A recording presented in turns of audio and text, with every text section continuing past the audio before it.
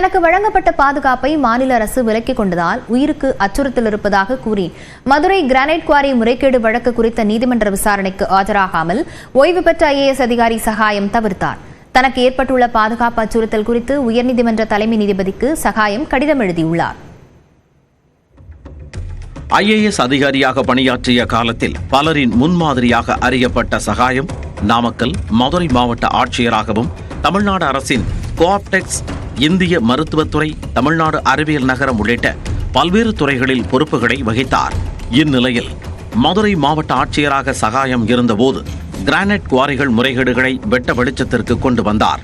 இதையடுத்து அவர் பணியிட மாற்றம் செய்யப்பட்டார். இந்த விவகாரத்தில் உயர்நீதிமன்றம் தலையிட்ட நிலையில் கடந்த 2014ஆம் ஆண்டு சட்டவிரோத கிரானைட் குவாரிகள் தொடர்பான வழக்கு விசாரணையின் ஆணையராக சகாயம் நியமிக்கப்பட்டார். மதுரை மாவட்டம் மேலூர் சுற்றுவட்டார பகுதிகளில் 1990ஆம் ஆண்டு முதல் நடைபெற்ற கிரானைட் குவாரிகள் முறைகேடுகளை வெளிக்கொண்டு வந்த சகாயம் IAS 1 லட்சம் கோடி ரூபாய் வரை அரசுக்கு வருவாய் இழப்பு ஏற்பட்டுள்ளதாக 600 பக்கங்களுக்கு அறிக்கை தாக்கல் செய்தார்.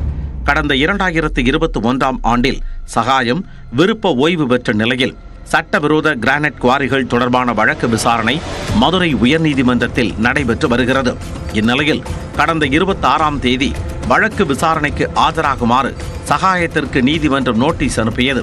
நீதிமன்றத்தில் விசாரணைக்காக ஆஜராகாத சகாயம் அது குறித்து சிறப்பு வழக்கறிஞருக்கு கடிதம் எழுதியுள்ளார். அந்த கடிதத்தில் தனக்கு மாநில அரசு வழங்கி வந்த பாதுகாப்பு விலக்கிக் கொள்ளப்பட்டதால் தன் உயிருக்கு அச்சுறுத்தல் உள்ளதாக கூறியுள்ளார்.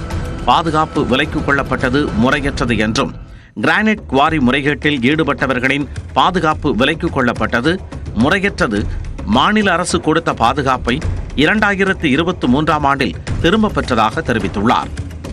மேலும் புதுக்கோட்டை ஜகபர் அலி, நெல்லையில் ஜாகிர் உசேன் கொலைகளை சுட்டிக்காட்டியுள்ள சகாயம் மாஃபியா மற்றும் சட்டவிரோத செயல்களில் ஈடுபடுபவர்களின் ஆதிக்கம் அதிகரித்திருப்பதாக குறிப்பிட்டுள்ளார். திரும்ப பெறப்பட்ட பாதுகாப்பை மீண்டும் வழங்கும் வரை தன்னால் நீதிமன்றத்தில் நேரில் ஆஜராக முடியாது என்றும் அந்த கடிதத்தில் சகாயம் தெரிவித்துள்ளார். இந்நிலையில் நியூஸ் 18 தமிழ்நாடு தொலைக்காட்சிக்கு பேட்டியளித்த சகாயம் ஒரு IAS அதிகாரியின் பாதுகாப்பை பற்றி கவலைப்படாத தமிழ்நாடு அரசு எப்படி சாதாரண குடிமக்களின் பாதுகாப்பை உறுதி செய்யும் என கேள்வி எழுப்பினார். இந்த நாட்டினுடைய இந்தியாவினுடைய மிகப்பெரிய கிரானைட் ஊழலை வெளிக்கொண்டு வந்த எனக்கு 1 லட்சம் கோடிக்கு மேலாக இழப்பு ஏற்பட்டிருக்கிறது என்று சொல்லி இன்றைக்கு பாதுகாப்பை விலக்கிக் கொண்டிருக்கிறார்கள் என்று சொன்னால் அது உண்மையிலேயே ஒரு அபாயகரமான ஒரு நிலை. இந்த நிலையில் நான் அந்த சிறப்பு நீதிமன்றத்திற்கு அங்கே இருக்கக்கூடிய ஸ்பெஷல் பப்ளிக் ப்ராசிக்யூட்டருக்கு நான் ஒரு கடிதம் எழுதியிருக்கிறேன்.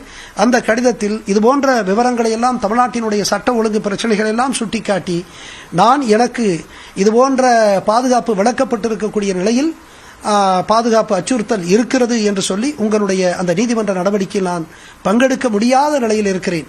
நம்மளுடைய உயர்நீதிமன்ற தலைமை நீதிபதிக்கு 28ஆம் தேதி ஒரு கடிதம், 29ஆம் தேதி இமெயிலிலே ரெஜிஸ்ட்ரார் ஜெனரல் மூலமாக நான் ஒரு விரிவான 10 பக்க ஒரு கடிதத்தை எழுதியிருக்கிறேன்.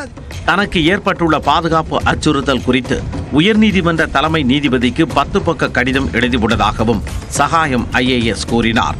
இந்நிலையில் சகாயம் விவகாரத்தில் மீண்டும் நீதிமன்றம் தலையிட்டு பாதுகாப்பை உறுதிப்படுத்துமா என்ற எதிர்பார்ப்பு எழுந்துள்ளது.